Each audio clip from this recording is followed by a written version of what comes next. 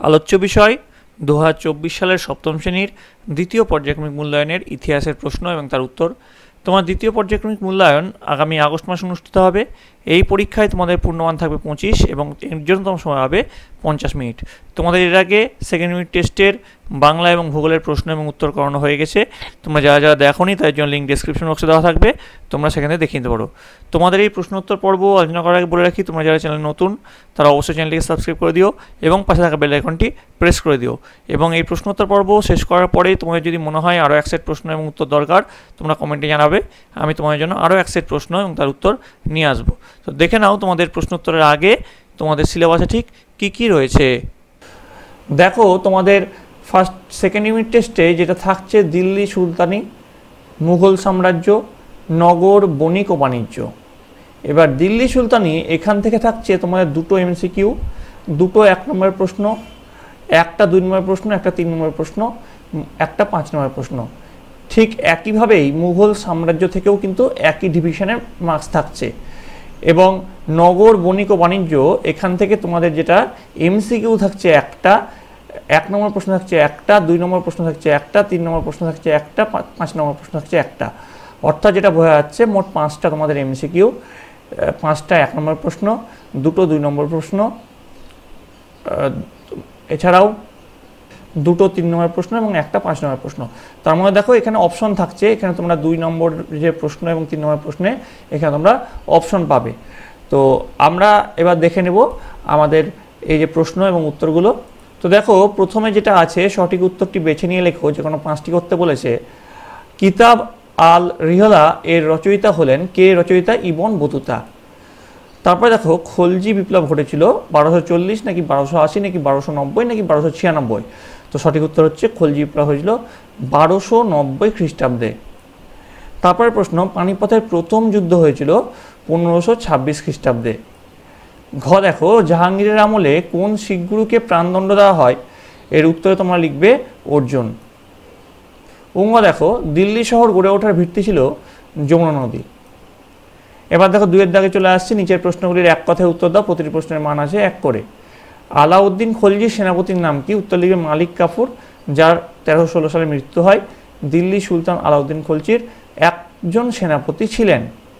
খ Vasco da Gama কে ছিলেন? উত্তর লিখবে ভাস্কো দা গামা হলেন পর্তুগিজ নাবিক এবং ইউরোপ থেকে ভারতবর্ষে আসা সমুদ্রপথের আবিষ্কারক। গ দেখো, আসিরগড় দুর্গটি কোথায় অবস্থিত ছিল? উত্তর লিখবে আসিরগড় দুর্গটি খানদেশে অবস্থিত। ঘ দেখো, হলদিঘাটের যুদ্ধ কাদের মধ্যে হয়েছিল? উত্তর লিখবে হলদিঘাটের যুদ্ধ 1576 সালে 18 জুন মেওয়ারের রানা মহারানা প্রতাপ এবং মুঘল সম্রাট আকবরের মধ্যে সংঘটিত হয়েছিল। অঙ্গ দেখো, রুমি কৌশল কে ব্যবহার করেছিলেন? উত্তর লিখবে 1528 সালে পানিপথের প্রথম যুদ্ধে বাবর সার্থকভাবে রুমি পদ্ধতির প্রয়োগ করেছিলেন। এবার দেখো চলে আসছে 3-এর দাগের প্রশ্ন, প্রতিটি প্রশ্নের মান আছে 2 করে। যে কোনো 2টি প্রশ্নের উত্তর দিতে হবে এখানে। তো আমি অনেক কটা অপশন তোমাদেরকে করে দিয়েছি, এত কটা অপশন কিন্তু তোমরা পরীক্ষায় পাবে না, যাতে তোমাদের সাজেশনে তোমাদের পড়তে সুবিধা হয়, তাই জন্য অনেক কটা অপশনের উত্তর তোমাদের করিয়ে দিয়েছি। পাট্টা ও কবুলিয়ত কি? এর উত্তর তোমরা কি লিখবে দেখে নাও। এর উত্তরে লিখবে শেরশাহ ভূমি সংস্কারের ক্ষেত্রে যেসব গুরুত্বপূর্ণ পদক্ষেপ নিয়েছিলেন সেগুলির মধ্যে উল্লেখযোগ্য হলো কবুলিয়ত ও পাট্টা প্রবর্তন। কবুলিয়ত কি? কৃষক তার জমি থেকে সরকারের প্রাপ্য রাজস্ব নিয়মিত মিটিয়ে দেওয়ার কথা উল্লেখ করে একটি অঙ্গীকার পত্র জমা দিত, একে বলা হতো কবুলিয়ত। আর পাট্টাটা কি? জমির পরিমাণ, প্রজার নাম, সত্ত্ব ও দেও রাজস্বের উল্লেখ করে সরকার প্রজাকে একটি দলিল দিত, একে বলা হতো পাট্টা।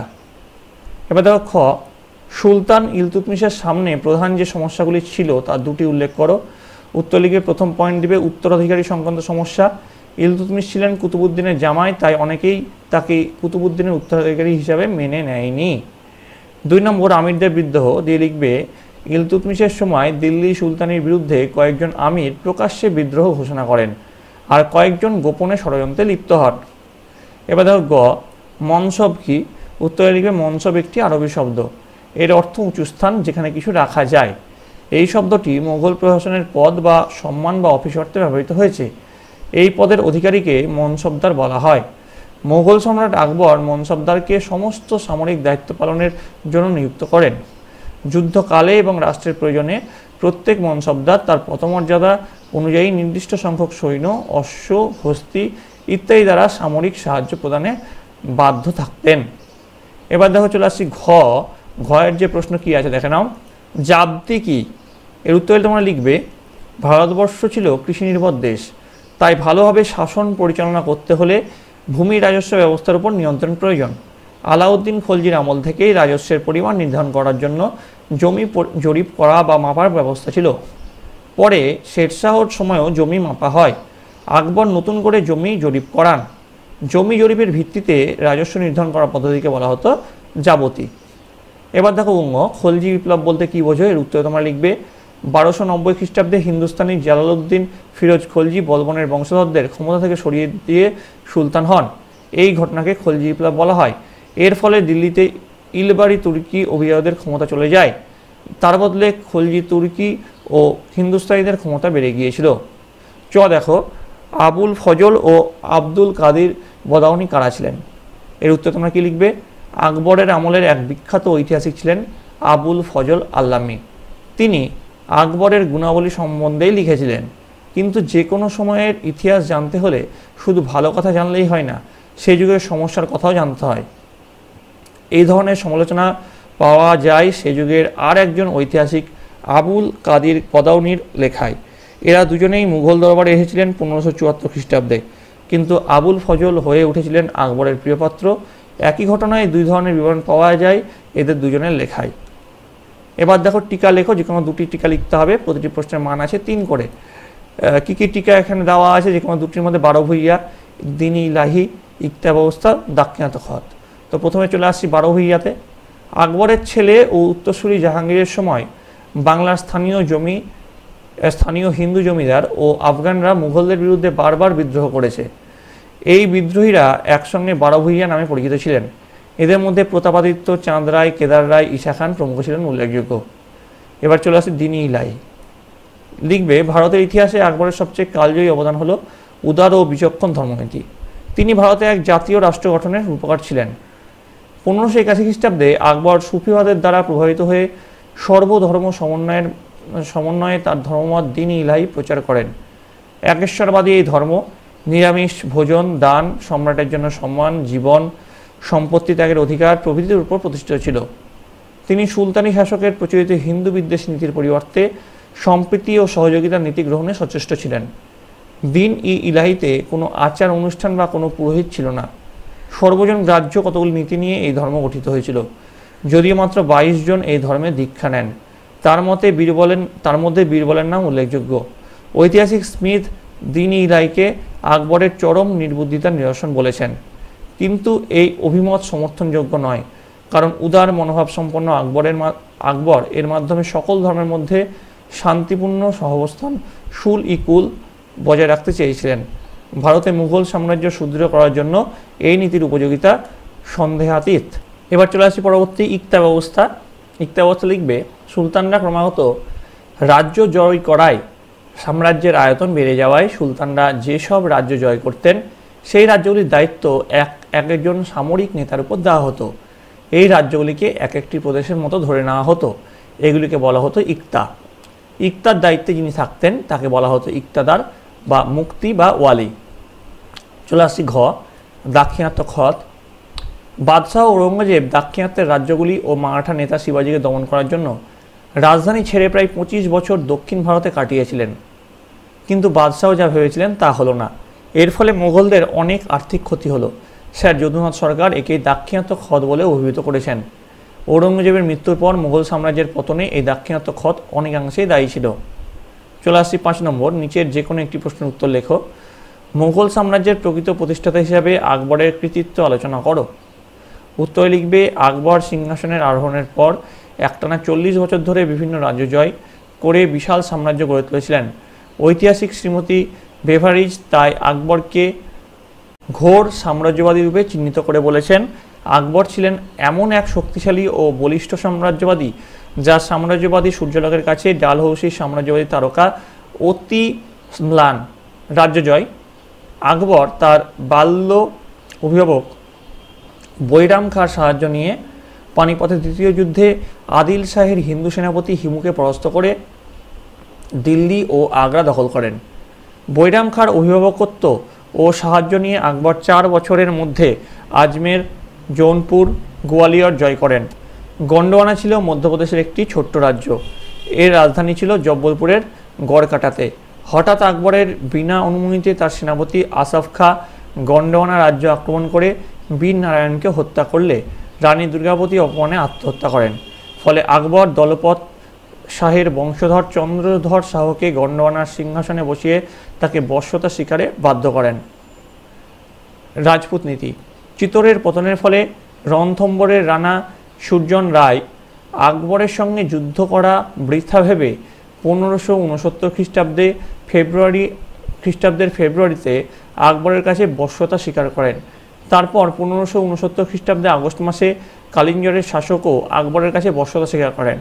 এইভাবে কালিঞ্জুর ও রণথম্বরের অধিকারের ফলে আকবরের সম্মান বৃদ্ধি পায়। 1570 খ্রিস্টাব্দে জলসৈমিরের শাসক হররায় তার কন্যাকে আকবরের সাথে বিবাহ দিয়ে পারস্পরিক সুসম্পর্ক গড়ে তোলেন।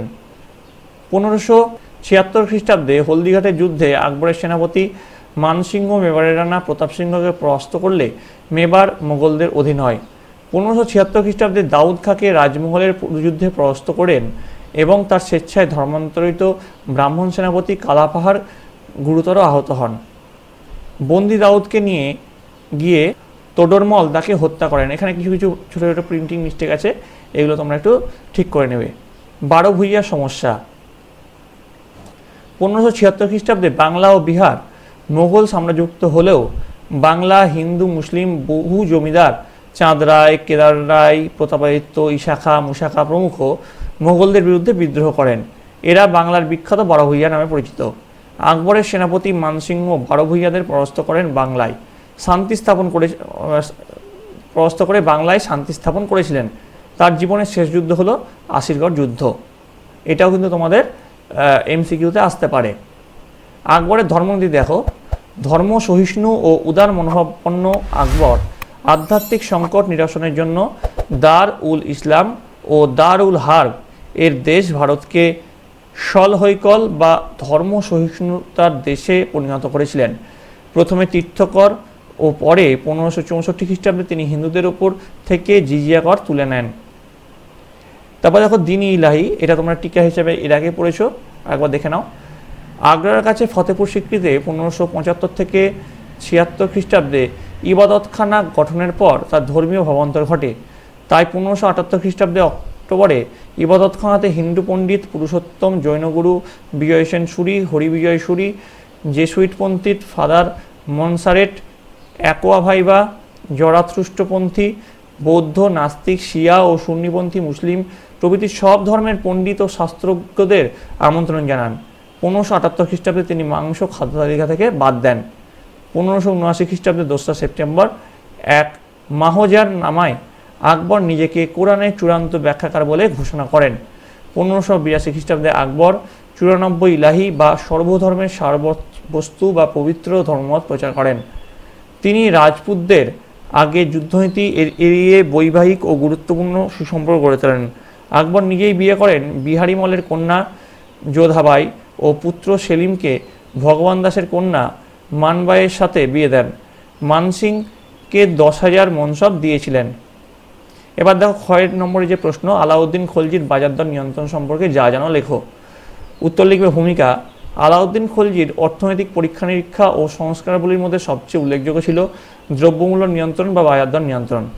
সমকালীন ঐতিহাসিক জিয়াউদ্দিন বারানি, আমির খসরু, শেখ নাসিরউদ্দিন চিরাগ, ফিরিস্তা প্রমুখ বাজারদর নিয়ন্ত্রণ সম্পর্কে বিস্তারিত বর্ণনা দিয়েছেন। এবার পরে নেবে বাজারদর নিয়ন্ত্রণের কারণ। দিয়ে লিখবে বাহিনীর ব্যয় নির্বাহ। সুলতান আলাউদ্দিন খলজির শাসন ব্যবস্থা সম্পূর্ণভাবে সামরিক শক্তির উপর নির্ভরশীল ছিল। তার জন্য তিনি এক বিশাল সেনাবাহিনী গঠন করেন। তিনি সৈন্যদের নগদ অর্থে বেতন দিতেন এবং সেই বেতন থেকে সৈন্যরা যাতে তাদের প্রয়োজনীয় জিনিস পেতে পারে তার জন্য বাজারের জিনিসপত্রের দাম নিয়ন্ত্রণ করেন। অপরদিকে অনেকেই এই মতের সমালোচনা করে বলেন যে আলাউদ্দিন খলজি হিন্দুদের শায়েস্তা করার জন্য বাজার দর নিয়ন্ত্রণ করেছিলেন। আবার অনেকেই পণ্য গুদামজাত করার থেকে বিরত থাকা কিংবা মুদ্রাস্ফীতি রোধ করার জন্য বাজার দর নিয়ন্ত্রণ করেছিলেন বলে মতামত দিয়েছিলেন। এবার হচ্ছে পরের পয়েন্ট, বাজারের ধরন। আলাউদ্দিন খলজির আমলে দিল্লিতে 4 ধরনের বাজার ছিল: মান্ডি, সেরাই আদল, পশুর বাজার ও প্রয়োজনীয় সাধারণ দ্রব্যের বাজার। সব বাজারেই জিনিসপত্রের দাম নির্দিষ্ট করে দেওয়া হয়। তারপরে দেখো বাজার পরিদর্শক, রাজকর্মচারী। বিভিন্ন ধরনের বাজার দেখাশোনা করার জন্য আলাউদ্দিন সাহানা ই মান্ডি, দেওয়ান ই রিয়াসাত, বারিদ প্রভৃতি কর্মচারী নিযুক্ত করেন। বাজারের সরকারি নিয়মাবলী। আলাউদ্দিনের সময় বাজারগুলিতে যে নিয়মাবলী ছিল সেগুলি হলো: সরকারের বেঁধে দেওয়া নির্দিষ্ট দামে জিনিসপত্র বিক্রি করতে হতো, বেশি দাম নিলে কঠোর শাস্তি দিতে হতো, কোনো ব্যবসায়ী ওজনের দ্রব্যাদি কম দিলে তার দেহ থেকে সমপরিমাণ মাংস কেটে নেওয়া হতো। এবার শেষে লিখবে উপসংহার, দিয়ে লিখবে আলাউদ্দিন খলজির বাজার দর নিয়ন্ত্রণের ফলে অসংখ্য সাধারণ মানুষ উপকৃত হয়। তাই আলাউদ্দিনের বাজার দর নিয়ন্ত্রণ সম্পর্কে প্রশংসা করে ঐতিহাসিক হাবিব ও নিজামী এই ব্যবস্থাকে সুলতানি যুগের শ্রেষ্ঠ প্রশাসনিক অবদান বলে অভিহিত করেছেন। পরের যে প্রশ্ন সেটা হচ্ছে মধ্যযুগে ভারতের দেশের মধ্যেকার বাণিজ্যের ধরনগুলি কেমন ছিল তা লেখো। দিয়ে লিখবে মধ্যযুগীয় ভারতের ইতিহাসে প্রাপ্ত বিভিন্ন নথিপত্র থেকে এই যুগে দেশের ভেতর সাধারণত 2 ধরনের বাণিজ্যের কথা জানা যায়। প্রথমত গ্রাম ও শহরের বাণিজ্য এবং দ্বিতীয়ত 2টি শহরের মধ্যে বাণিজ্য। এই কারণে জনবহুল শহরগুলির অধিবাসীদের প্রয়োজন মেটানোর জন্য গ্রাম থেকে শহরে কম দামি কিন্তু অনেক বেশি পরিমাণে জিনিস জলপথে নিয়ে আসতো। এইসব জিনিসের মধ্যে ছিল নানা প্রকার খাদ্যশস্য, তৈলবীজ, কাঁচা তুলো, ঘি, আনাজ, ফল, লবণ ইত্যাদি। শহরের বাজারে এইসব পণ্য বিক্রি হতো। বর্তমানকালের মতো সেই আমলেও গ্রামগুলি নগরবাসীর কৃষি ও হস্তশিল্পজাত সব রকম পণ্যের চাহিদা মেটাতো। আবার এক শহর থেকে অন্য শহরে রপ্তানি করা হতো প্রধানত বিভিন্ন ধরনের শৌখিন জিনিসপত্র। সেগুলো ধনী অভিজাতদের জন্যই তৈরি করত কারিগররা। সুলতানদের রাজধানী দিল্লি শহরে সাম্রাজ্যের নানা এলাকা থেকে দামি মদ, সূক্ষ্ম মসলিন বস্ত্র আমদানি করা হতো। তাছাড়া বাংলাদেশ, করমণ্ডল ও গুজরাটের সুতি ও রেশমের কাপড়ের চাহিদা ছিল দেশের সর্বত্র। সে যুগে গুজরাট তথা পশ্চিম ভারত খাদ্যশস্যের দিকে স্বনির্ভর ছিল না। এই জন্য পূর্ব ও উত্তর ভারত থেকে প্রচুর পরিমাণে খাদ্যশস্য এই অঞ্চলে আমদানি করা হতো। মধ্যযুগে বিভিন্ন ধরনের হস্তশিল্পের বাণিজ্য চলত, যেমন চামড়া, কাঠ ও ধাতুর তৈরি বিভিন্ন জিনিস, গালিচা ইত্যাদি দেশের এক প্রান্ত থেকে অন্য প্রান্তে রপ্তানি হতো। বাণিজ্যের সূত্র ধরেই সেই আমলে বহু নগরকেন্দ্র গড়ে উঠেছিল, যেমন সুরাট, বেশগাঁও, সাতগাঁও, সোনারগাঁও, হুগলি প্রভৃতি। তারপর পরের প্রশ্ন এটা আছে, শেরশাহের যে কোনো 2টি প্রশাসনিক সংস্কার সম্পর্কে সংক্ষেপে লেখো। উত্তরে লিখবে ভূমিকা। সম্রাট শেরশাহ ছিলেন বিজেতা হিসেবে শ্রেষ্ঠ আর শাসক হিসেবে শ্রেষ্ঠতম। দিল্লির শাসক হিসেবে তিনি মাত্র 5 বছর রাজত্ব করেছিলেন, কিন্তু এই অল্প সময়ের মধ্যে শাসন ব্যবস্থা সর্বত্র তিনি কৃতিত্বের স্বাক্ষর রেখেছিলেন। তার শাসন ব্যবস্থার মধ্যে অনেক মানবিক চিন্তার পরিচয় পাওয়া যায়। শেরশাহের প্রশাসনিক সংস্কার। দিয়ে লিখবে ভূমি রাজস্ব। ভূমি রাজস্ব ব্যবস্থার ক্ষেত্রে শেরশাহ অনন্য প্রতিভার স্বাক্ষর রেখেছেন। তিনি পাট্টা ও কবুলিয়ত ব্যবস্থা চালু করেন। শেরশাহ কৃষককে কৃষকের নাম, জমিতে কৃষকের অধিকার, তাকে কত রাজস্ব দিতে হবে তা লিখে যে দলিল দিতেন তাকে বলা হতো পাট্টা। পাট্টাপ্রাপ্ত কৃষকেরা রাজস্ব দেওয়ার কথা স্বীকার করা বা কবুল করে সরকারকে যে দলিল সই করে দিত তাকে কবুলিয়ত বলা হতো। পরের পয়েন্ট দেবে যোগাযোগ ব্যবস্থা। যোগাযোগ ব্যবস্থার ক্ষেত্রে সুদীর্ঘ ও প্রশস্ত রাজপথ নির্মাণ শেরশাহের অন্যতম শ্রেষ্ঠ কীর্তি। তিনি পূর্ববঙ্গের সোনারগাঁ থেকে পেশোয়ার পর্যন্ত 1400 মাইল দীর্ঘ পথ নির্মাণ করেন, যা সড়ক-ই আজমস বা গ্র্যান্ড ট্রাঙ্ক রোড বা জিটি রোড নামে পরিচিত। তিনি আগ্রা থেকে বুরহানপুর ও আগ্রা থেকে যোধপুর পর্যন্ত রাস্তা নির্মাণ করেন। তিনি পথিক ও বণিকদের সুবিধার জন্য রাস্তার ধারে অনেক সরাইখানা নির্মাণ করেছিলেন। তিনি প্রথম ঘোড়ার পিঠে ডাক আদান প্রদানের ব্যবস্থা করেন। উপসংহার, মধ্যযুগে মাত্র 5 বছর রাজত্ব করে শেরশাহ উন্নত শাসন কাঠামো রচনা করেন, তাই তিনি আজও ভারতের ইতিহাসে স্মরণীয় হয়ে আছেন। এবার দেখো কিছু এক্সট্রা প্রশ্ন তোমাদের দিচ্ছি। এই প্রশ্নগুলো হয়তো কিছু কিছু প্রশ্ন এর মধ্যে আলোচনা করা হয়েছে, আবার কিছু কিছু প্রশ্ন আলোচনা করা হয়নি। তোমরা কিন্তু এগুলো রেডি করে নেবে। আর যেগুলো আলোচনা করা হয়নি সেগুলো যদি তোমাদের উত্তর দরকার হয় তা তোমরা কমেন্ট করে জানাবে যে স্যার এর উত্তরগুলো আমাদের দরকার, তার জন্য তোমাদের জন্য সেপারেট একটা ভিডিও আমি নিয়ে আসবো। দাগ ও হুলিয়া কি, এগুলো 2 থেকে 3 নম্বর প্রশ্ন। দাগ ও হুলিয়া কি, ইকতা ব্যবস্থা কি, হুন্ডি কি, খানুয়ার যুদ্ধকে ধর্মীয় যুদ্ধ বলা যায় না কেন, দিল্লির সুলতানদের কেন খলিফার অনুমোদন দরকার হতো, শাহজাহানবাদের নাগরিকদের বসতি কেমন ছিল, পাট্টা ও কৌলিয়ত কি, সুলতান ইলতুৎমিশের সামনে যে প্রধান যে সমস্যাগুলি ছিল তার 2টি উল্লেখ করো, মোগল আমলে মনসাবদারদের কীভাবে বেতন দেওয়া হতো, টিকা লেখো 12 ভূঁইয়া, দিনী হিলাই, ইকতা ব্যবস্থা, সিজদা পাইবস বলতে কি বোঝো, এটা কিন্তু খুব ইম্পর্টেন্ট। খলজি বিপ্লব কি, এবার প্রশ্নমান 4-5 কিছু প্রশ্ন, স্বেচ্ছায় সংস্কারগুলি সম্পর্কে আলোচনা করো। আলাউদ্দিন খলজির সময়ে দিল্লির বাজার দর নিয়ন্ত্রণ ব্যবস্থা সম্পর্কে সংক্ষেপে লেখো। 3 সুলতানি আমলে দিল্লির জল সংরক্ষণ ও জল সরবরাহ ব্যবস্থা কেমন ছিল।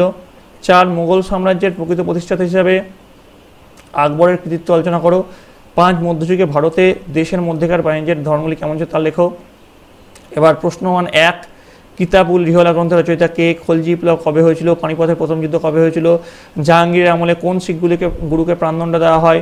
কোন নদী দিল্লি শহর গড়ে ওঠার ভিত্তি ছিল। আলাউদ্দিন খলজি সেনাপতির নাম কি। ভাস্কো দা গামা কে ছিলেন। নিজামুদ্দিন আউলিয়া কে ছিলেন। হলদিঘাটের যুদ্ধ কাদের মধ্যে হয়েছিল। রুমি কৌশল কে ব্যবহার করেছিলেন। মোহাম্মদ ঘুরি মারা গেলে তার জয় করা অঞ্চলগুলি কাদের মধ্যে ভাগ হয়ে যায়। বখতিয়ার খলজি কোথাকার শাসক ছিলেন। ইসলাম জগতের প্রধান শাসকের উপাধি কী ছিল। ভারতের প্রথম খলিফার অনুমোদন কে লাভ করেন। ইলতুৎমিশের সার্থক উত্তরাধিকারী কে ছিলেন। বন্দেগান চিহেলগানির সদস্য কে ছিলেন। 40 চক্র তৈরি হয় কার সময়। তুগলক বংশের প্রতিষ্ঠাতাকে। পাগলা রাজা কাকে বলা হয়। মোহাম্মদ বিন তুগলকের দ্বিতীয় রাজধানী দেবনগরের নতুন নাম কি হয়। তো এই ছিল সপ্তম শ্রেণীর দ্বিতীয় পর্যায়ক্রমিক মূল্যায়নের ইতিহাসের সাজেশন, প্রশ্ন এবং তার উত্তর। তোমাদের যদি আরও এক সেট প্রশ্নের উত্তর দরকার হয় বা এই প্রশ্নের উত্তরগুলি দরকার হয় অবশ্যই কমেন্ট করে জানাবে। তোমাদের বাকি যে সাবজেক্টগুলো আছে সেগুলো খুব তাড়াতাড়ি নিয়ে আসা হবে।